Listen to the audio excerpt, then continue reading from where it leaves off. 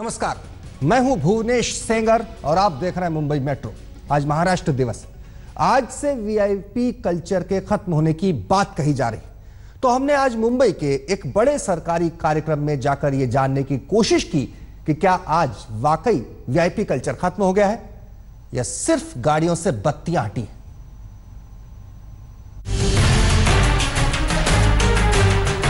1 मई से लाल बत्ती तो गुल हो जाएंगी, लेकिन क्या इस लाल बत्ती के साथ ही जो वीवीआईपी कल्चर है वो भी खत्म होगा?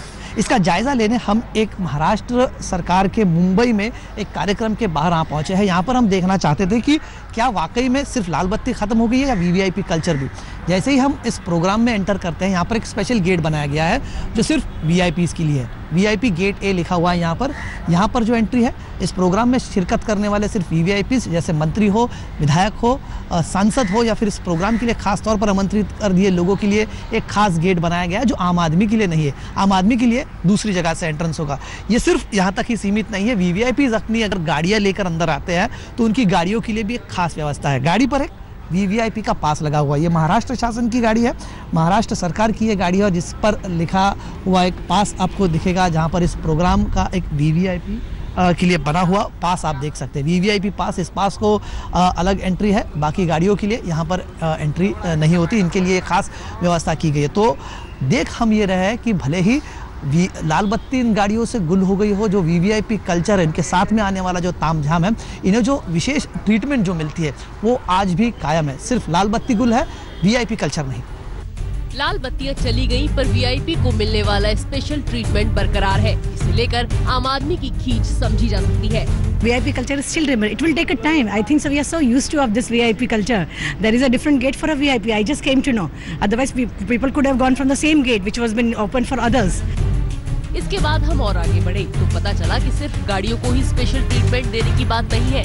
अंदर का एरिया सिर्फ कुछ खास लोगों के लिए था। आम आदमी के मुकाबले वीआईपी लोगों के बैठने की व्यवस्था भी अलग थी, और तो और वीआईपी लोगों के लंच की भी खास व्यवस्था थी।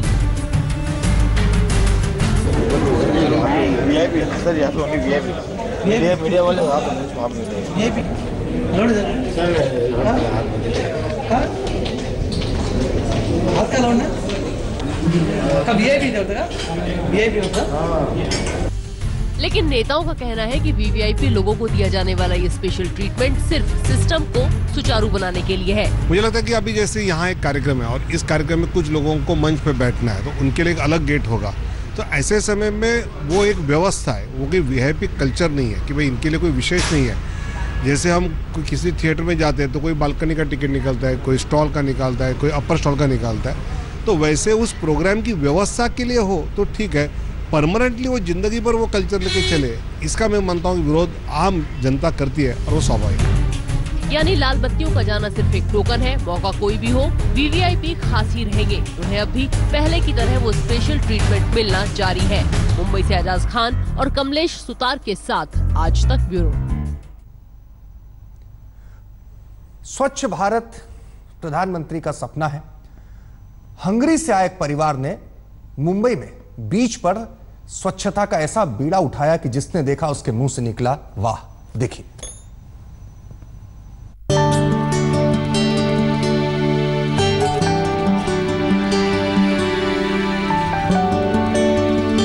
संडे है और वसई का फेरो परिवार वसई बीच पहुंच गया है। दरअसल ये परिवार काम के सिलसिले में हंगरी से महाराष्ट्र आकर बस गया है और ये फैमिली बीच पर सिर्फ आनंद लेने नहीं आई है। पति पत्नी और उनके करीब 1.5 साल और 3 साल के बच्चे बीच की सफाई करते हैं। एक एक कूड़ा अपने हाथों से बटोरते हैं। यही इनका हैप्पी वीकेंड होता है।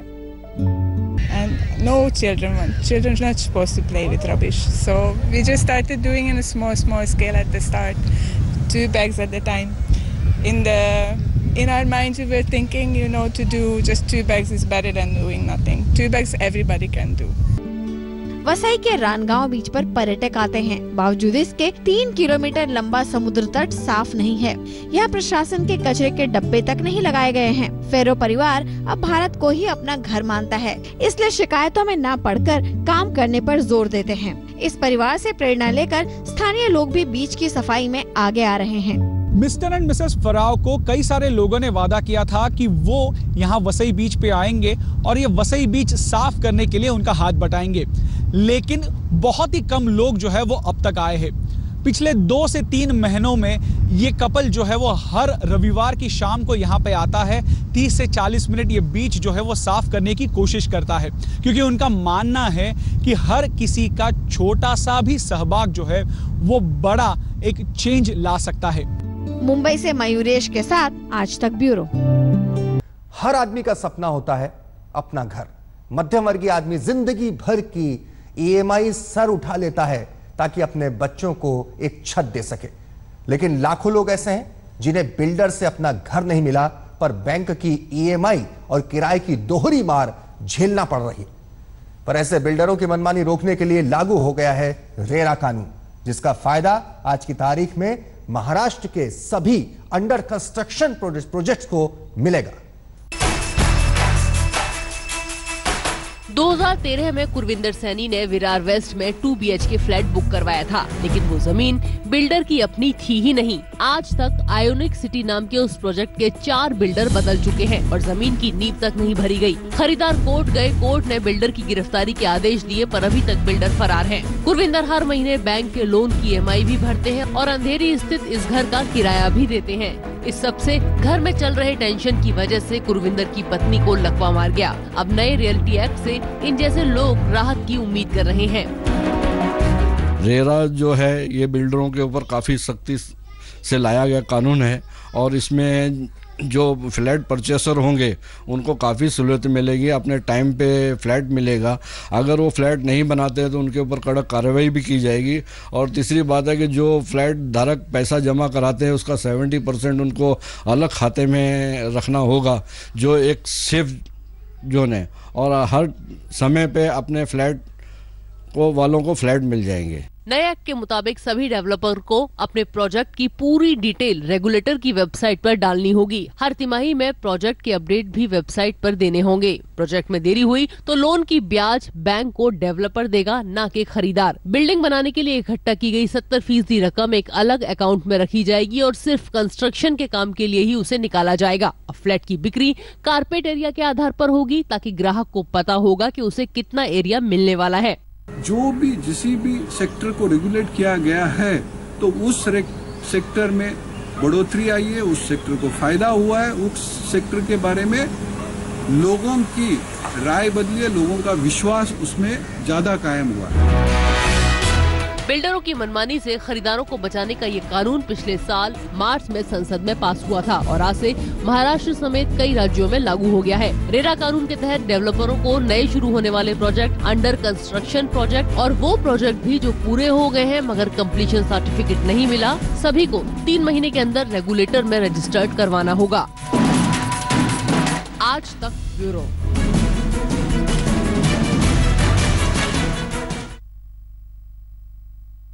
और मुंबई मेट्रो में इतना ही। दीजिए इजाजत। तमाम खबरों के लिए आप बने रहिए हमारे साथ और देखते रहिए आज तक।